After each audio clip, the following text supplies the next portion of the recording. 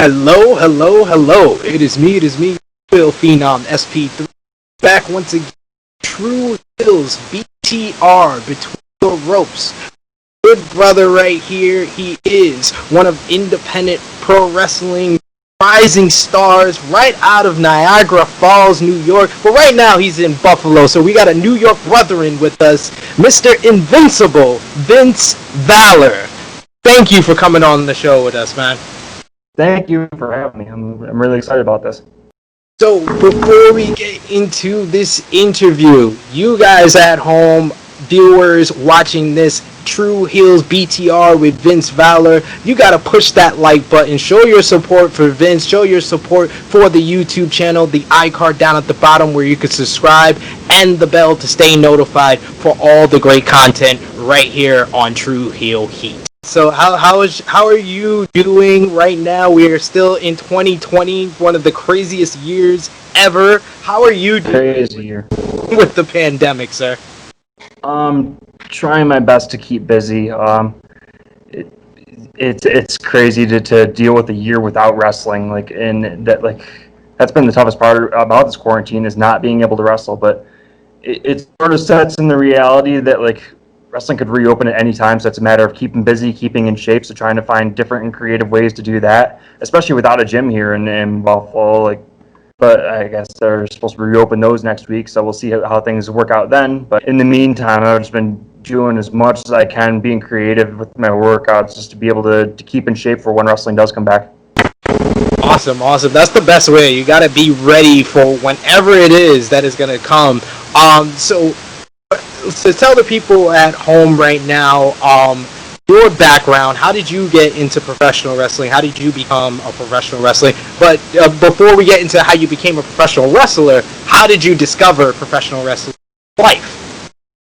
The sort of cliche answer is, I watched Hogan versus Andre and I fell in love with it ever since, brother. That's not the case for everybody. Everybody says that and they'll say, I was been a fan for as long as I can remember, and that's not the case. For me, I didn't know about wrestling until I was maybe 5-6 years old, and my mom brought me to this daycare, and they watched it there. They had all the videos, they had all the action figures, the video games, everything like that. And it got to a point where we would get sent in a timeout because we were practicing the moves on each other in the basement. So that was how they made the phone call to my mom, and she realized he's in wrestling now. I got to deal with this. And years later, decided to pursue it as a career. So what would you say is the one moment you kind of remember being in that daycare, or whether it was at home, that really hooked you into professional wrestling? If you a moment or a particular wrestler that kind of got you? At the time, I got really hooked on guys like The Rock and The Undertaker. And it was more so, not necessarily in the ring yet. I wasn't old enough to appreciate what was going on in the ring as much as I was the characters and how those hooked me in. So, I was a 90s baby, so it was an Attitude Era stuff. So guys like The Rock and The Undertaker really stood out to me. But as I got older, I was able to appreciate more of the in-ring work and and guys who had bigger characters, bigger personalities, bigger stories to tell. And that's when really got me hooked to Eddie Guerrero, who's just my favorite wrestler of all time.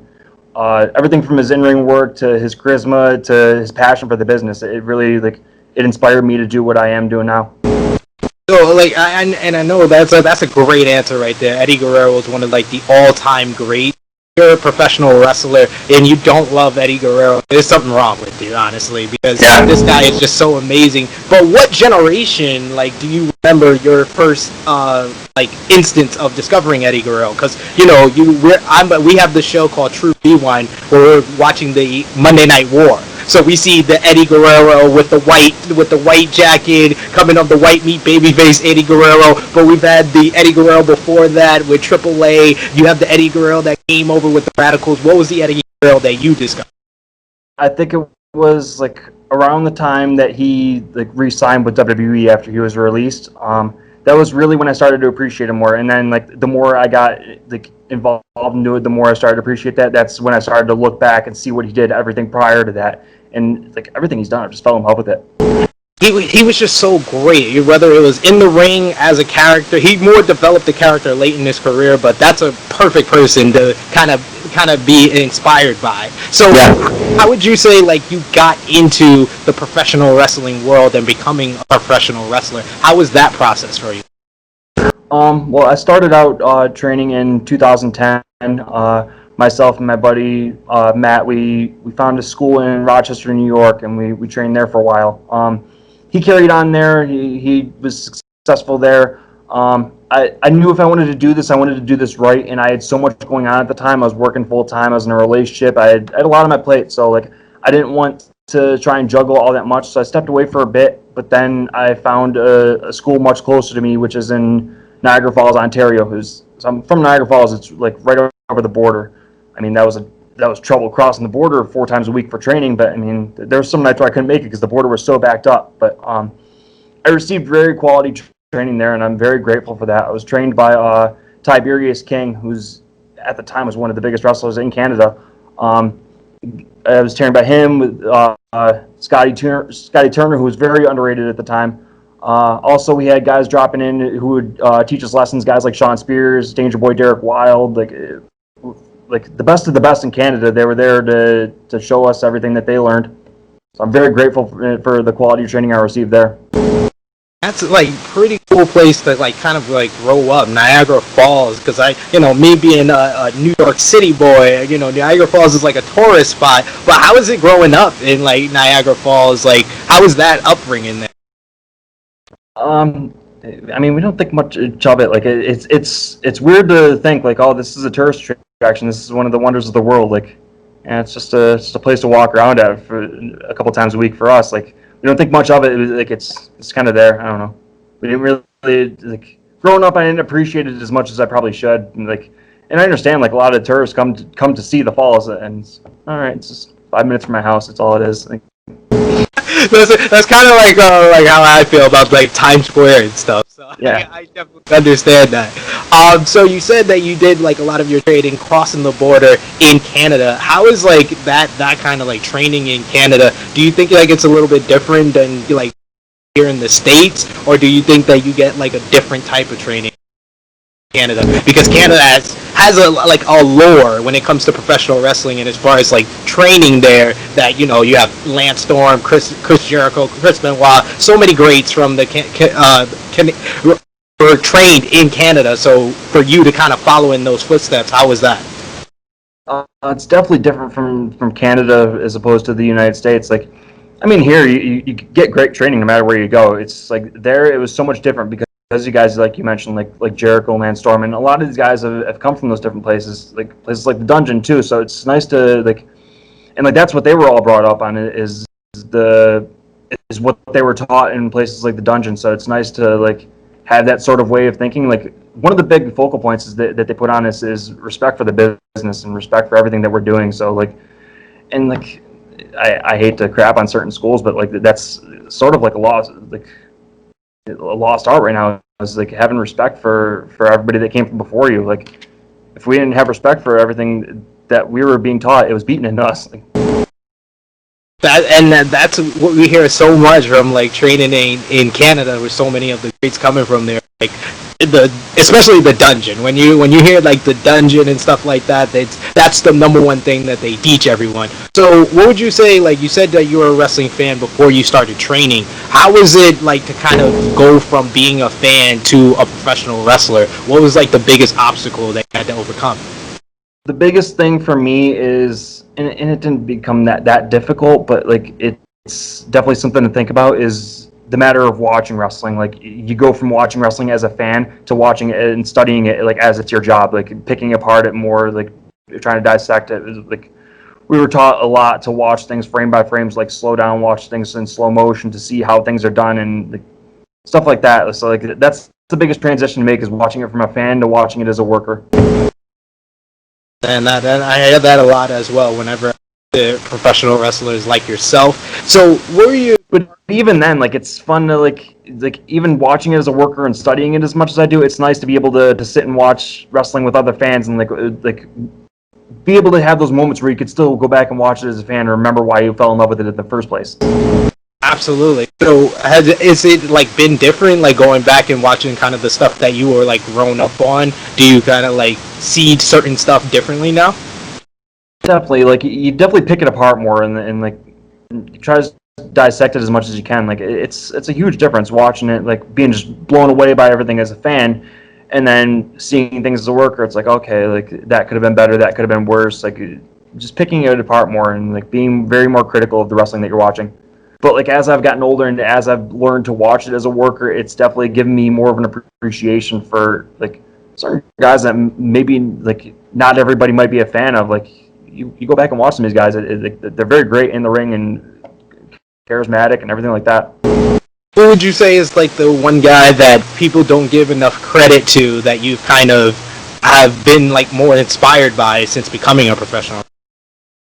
Christian, hands down. Like he never got his due. Like go back and watch his stuff. He's so great. Like and everybody talks about Edge, and Edge is great. Don't get me wrong, but like Christian definitely deserved more. He's so great in the ring, on the mic, everything. He had the character, especially towards the end of his first WWE run. Like the guy was on top. The guy was everything.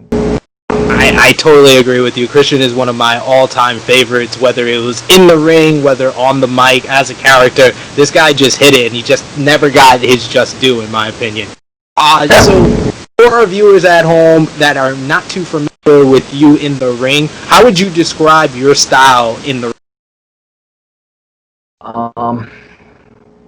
Not traditional for today, like, if that makes sense. Like, I know what's hot in wrestling today. It's leg slaps and super kicks and high spots and dives. That's not me. I pride myself on being able to read an audience and see what they need and when they need it. It's if you go to a wrestling show, you can't watch the same match 8 times. Like if every match is throwing super kicks and dives, like you're gonna get bored with it eventually. You got to mix it up a little bit. So that's why I tried to like. I don't know. I try not to do it in a lazy sense, but it's like. I was taught very on less is more, so like you gotta be a little bit more conservative and understand that there's an audience that paid to see this and they don't want to see the same match 8 times. I definitely understand that, and you kind of got to bring something new to the table because so many people.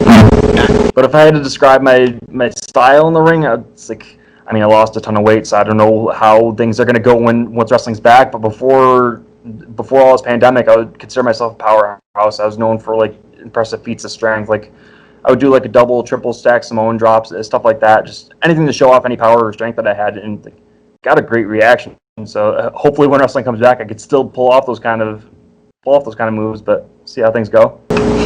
Hey, I want to see it more for sure. Yeah. Where are you kind of making your foothold before this whole pandemic started? Where was your like kind of like home base or the?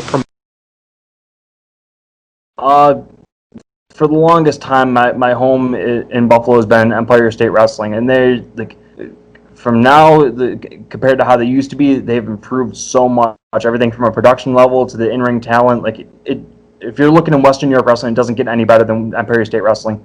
It's run very professionally. Like we bring in some of the biggest stars from around the world. Like it's just a great place to work for, and I credit them for a lot of success I've had in my career. Love it. So this is True Heel Heat.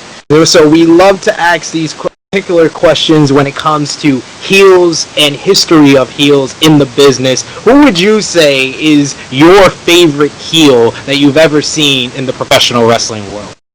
Oh boy. This is always the tough one. Yeah.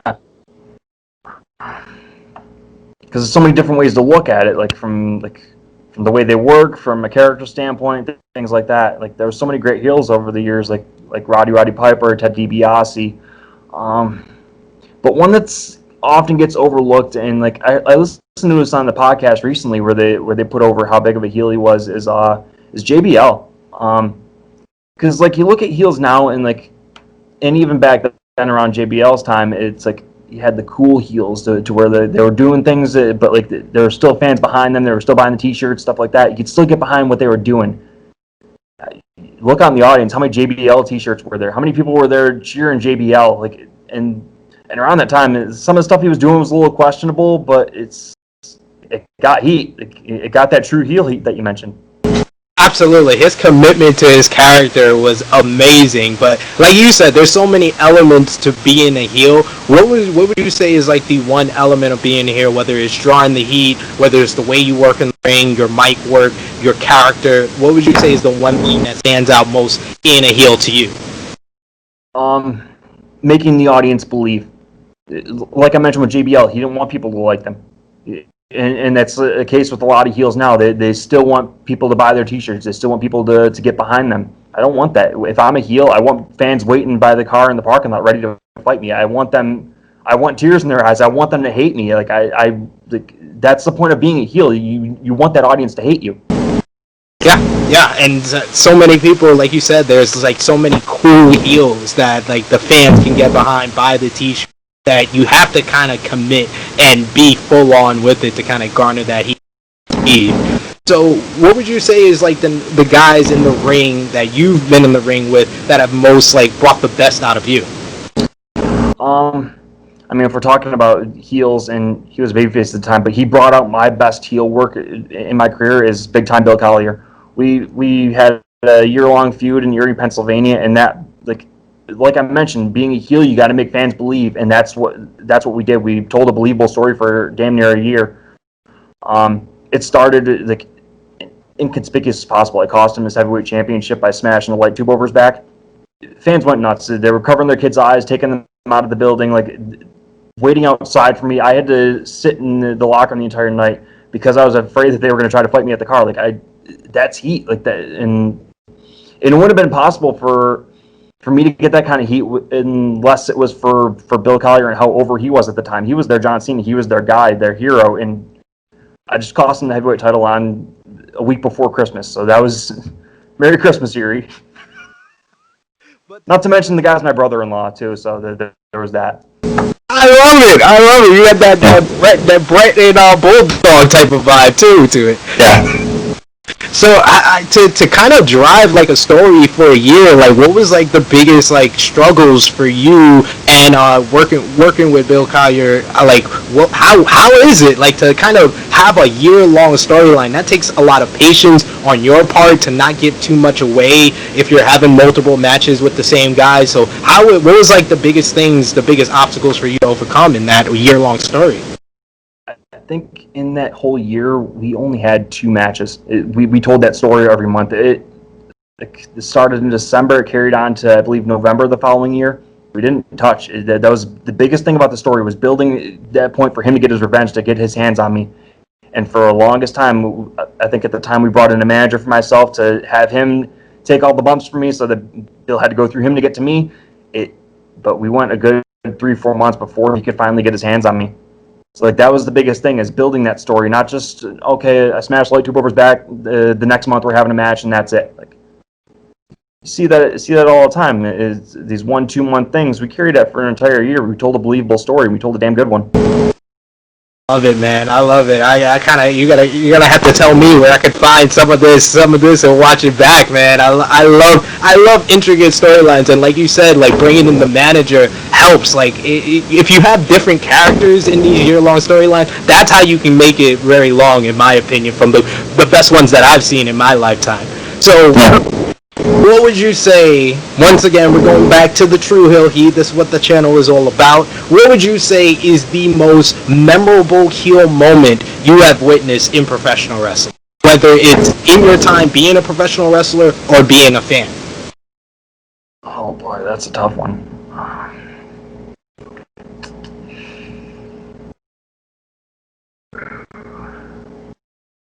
I love that. I love that look. That look right there means this is a difficult question for you. Yeah, it definitely is. I mean, I'm being yourself as bashing the white tube. I don't want to put myself over here, but I mean, for me, that was the biggest moment I've had as a heel. But I'm big on the swerves. I'm big on the things that make you believe that something good's happening, and then you don't believe it. That this guy just turned heel. One that stands out is Mark Henry's retirement speech, where he turned on John Cena. Had him in the palm of his hand, believing that he was going to retire, and then turns right on Cena to a championship match the next month. That was huge. And there's obviously a lot that stand out more above that, but like that was a big moment and that brought Mark Henry to the next level too. Absolutely. I mean, the salmon jacket is still talked about. That happened like 7 years ago, and people still say like they are still disappointed. They're still talking about that salmon jacket and just the swerve that it was, and that it came so far after his Hall of Pain run, where he was just running roughshod over SmackDown, and then for him to have that moment with John Cena, like people forget that it was 2 years apart from each other. Yeah. So what? I'm going to hit you with a couple of rapid fire questions from some of the things that you have told me here. So, who is the best technical wrestler you've ever been in the ring? That I've ever been in the ring with? Brandon Thurston. He's someone that's very well respected around the Buffalo area for being such a great technical wrestler.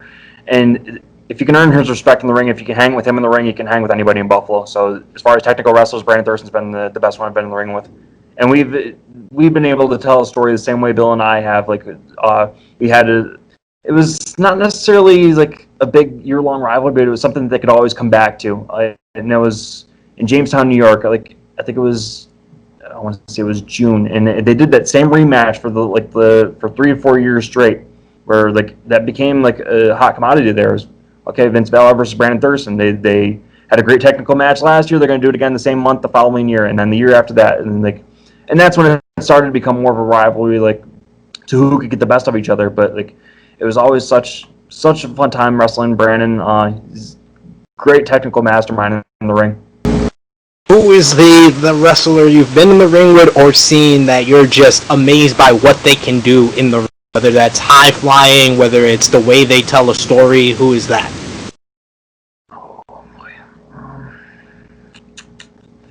Someone that doesn't get his due, and he's been at this for a little over 10 years now. Someone that's can always have a great match. Someone that's a high flyer. He can tell a great story in the ring. Kevin Bennett. He's a professional wrestler. He's a rapper. He's an audio engineer. He's great at everything he does, and he doesn't get his due. He's amazing every time he's in the ring.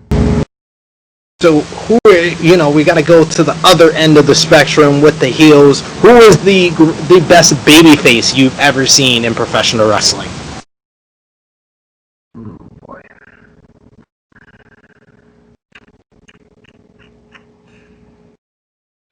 That's a tough one. There's a lot that stand out there too. And I feel like nowadays, especially, like being a babyface is honestly tougher than being a heel, because I think you can kind of figure out what people don't like more than what people can get behind. Like, yeah, definitely. Very difficult nowadays. I mean, look at someone who's been a babyface most of his career, and to this day, people are still getting behind him. Is Rey Mysterio. I totally agree with you there. Because even that's the big Animals run was kind of, they had to get behind him again. Yeah. So one of my final questions for you, now that we're kind of on the I feel like towards the back end of this pandemic, what are your goals for after this whole quarantine ends, and your goals in professional wrestling moving forward? My goals currently are to still be connected to an audience, and that's why I'm appreciative of doing this. I'm like looking forward to doing as many podcast interviews as I can, just to be able to stay connected with an audience and stay relevant that way until wrestling comes back to where it's time to turn things up and get back in the ring. But when that time comes, I've got one match that's on my mind. It's been a match I've wanted for a long time. It was supposed to happen during quarantine, but stuff happens. And that's with my trainer, Tiberius King. He's the one match. Anybody I've wanted to wrestle, I've wrestled, and I've had great matches with him. I've told great stories with him. He's the one match left that I haven't had, and that's the one match I feel that I need before I can do anything else. I need to be able to make him proud of what he's created. I need to be able to earn his respect and just make him feel proud of what he's created with Vince Valor. I love it. I love a student versus teacher's story right there, man. Those are the ones that kind of grip you in, and I hope that you don't just get one match with them, that you can make another year-long story. Because that's another story to tell, and the story writes itself there too. Exactly, the writing is right there on the wall. So, where can the people at home find you on social media or anywhere else that you are kind of making your platform? I'm on Facebook at Invincible Vince Valor, Instagram Vinstagram31, Vince Valor 31 on Twitter. You can buy my T-shirts on Pro Wrestling Tees. I got some fun designs on there. I mean, for the ladies out there, you can find me on Tinder, Bumble, all kinds of stuff like that. Yeah. I love that. That is a first for us on True Heels BTR. I've never had someone shout out their Tinder. I love the first time. What is Swipe right. Make sure you do. I gotta hear this one since you mentioned it. What does your Tinder profile say? I'm actually brand new to Tinder. I've gone through some very terrible relationships during quarantine, and I thought, oh, well, why the hell not? Let's give this a try. So I'm still getting the hang of it myself, but I mean, we'll see where things go. All right. We gotta get you on another time so we can find out how your Tinder profile has developed, the evolution. And remember, guys, to like, share, and subscribe this video. Vince just gave you all his social media platforms, so you guys know what to do. Go out and show your support. Show your support here to press the iCard down at the bottom to subscribe and the bell to stay notified. Thank you, Vince. I appreciate your time, good brother. This was a very fun interview. You guys out there, go out and follow him on all the social media platforms, especially his Twitter page. He's always talking about professional wrestling. This guy is a true wrestling fan, and he's as well as a true heel. He bashes white tubes over his brother-in-law. This is a true heel right here. Thank you for having me. Of course, good brother. So, for Vince Valor, it is me, your True Heel Phenom SP3. This has been True Heels BTR. We are signing off until next time.